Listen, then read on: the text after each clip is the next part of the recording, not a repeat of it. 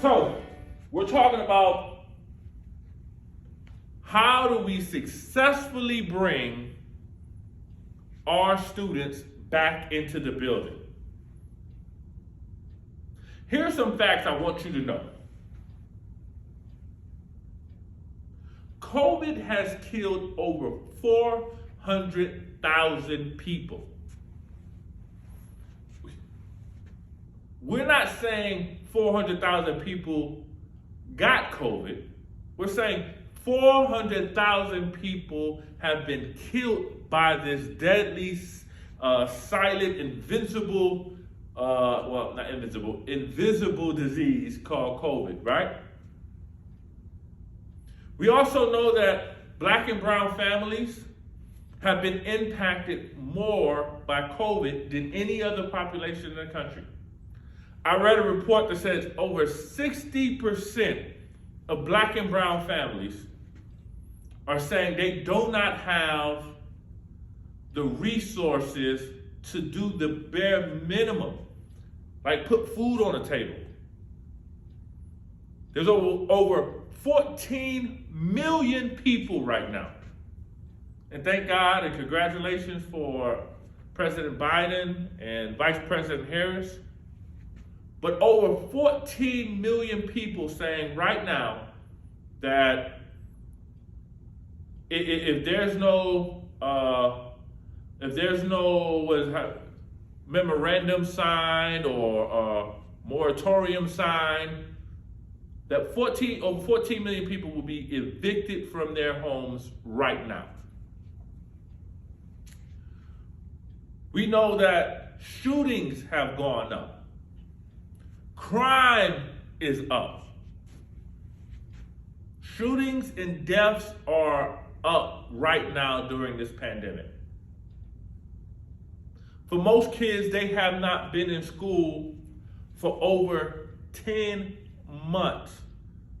By the time they go into your building, it might be 12 months, it might be 13 months, it might be 14 months, it might be 15 months that they have not been in school. We also know for Black and brown children, they come into school at a significant deficit academically, reading at lower levels. Black males are in special education 3 times higher than any other population in the country. Black males, Latino males have the lowest graduation rates in the country. So I'm a young man in poverty. I lost my mom unexpectedly. She got COVID, she died. We're facing eviction. And I don't have a safe place because I don't have counselors and social workers that are readily available for me. So I have to, at 13, 14, 15, 16, 17, figure out life by myself.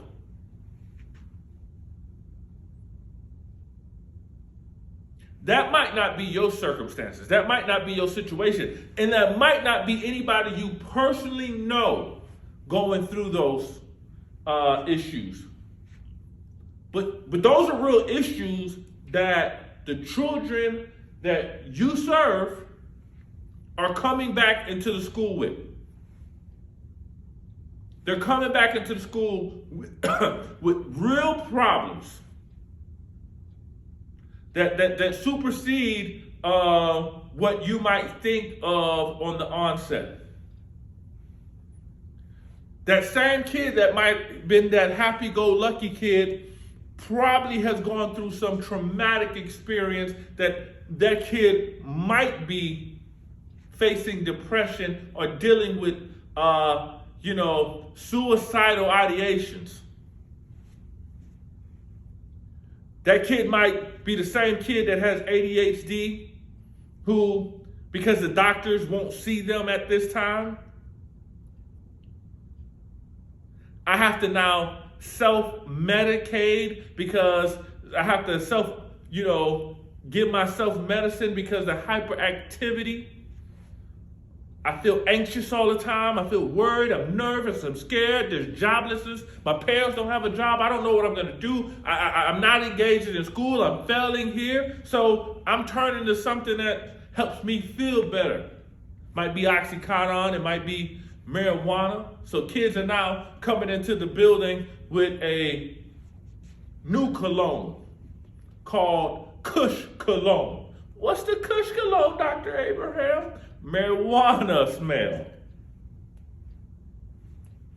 But they're doing this because they're going through some real issues right now. So as you're putting together your reentry plans, as you're putting together your what are we going to do now?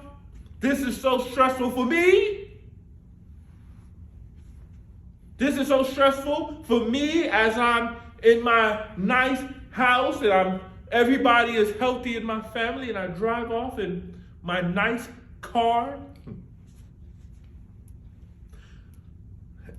Empathy versus sympathy, right? Sympathy is, oh, we feel so bad for those kids, these kids. Not our kids, but these kids. Nobody wants sympathy. Now there's empathy. Empathy is saying, how do I see these issues from your perspective? How do I get in your shoes and see it the way you see it? So as you are creating your reopening plan, as you're thinking about what's next and how are we going to sanitize the building, we're going to talk about that. I want to start with the foundation, which is I need you to see what your children, your students that are going to walk in your building are dealing with. We can't jump right back into business as usual. We can't jump back with George Floyd being killed, Breonna Taylor being killed, the attack on Capitol Hill, all this racism, all this tension, all of these issues going on that the kids are now inundated with social media and the news and seeing all of that, and they're consuming all of that in confusion and not knowing and death to family members and stress and trauma. We just can't go back. Right when you walk in the building, I'm making you go through a metal detector and I'm harassing you right when you get here because I'm only thinking about me. There has to be a different way that we do business. Hey kid, come here, kid. Hey, put this thermometer through your head. Make sure you got take the mask off and make sure you go here. Show me your badge. Empty out your pockets. Let me see what you got. You got knives and weapons on you. You got a weapon on you. Get out of here. You're suspended. Kid said, man, I've been living a real life, man. I've been taking care of myself. I've been on these streets. I've been trying to survive the best way I can. So I might have a weapon on me, man, but you don't know my life when I walk out of this building. And I just want to say thank you for taking time out of your busy schedule and spending it with me. We talked about the reentry plan. Schools are coming back, and I know there's a lot of anxiety, a lot of worry, a lot of fear, but it's possible. And in this session, I gave you some really, really great strategies on how to bring kids back safely. For more information, visit me at my website, meaconsultantsllc.com, or you can email me. The email is down below. I would love to come speak at your school, come visit you, come walk around your school, and really help you be successful. Thank you again for all of your support and all of your love. This entire video is for purchase. If you email me or inbox me, we can get it out to you. It's only $10. Until next time, this is Dr. Mark Abraham, President and CEO of MEA Consulting Services, LLC. Have a great day and have a successful re-entry back into school. Let's go.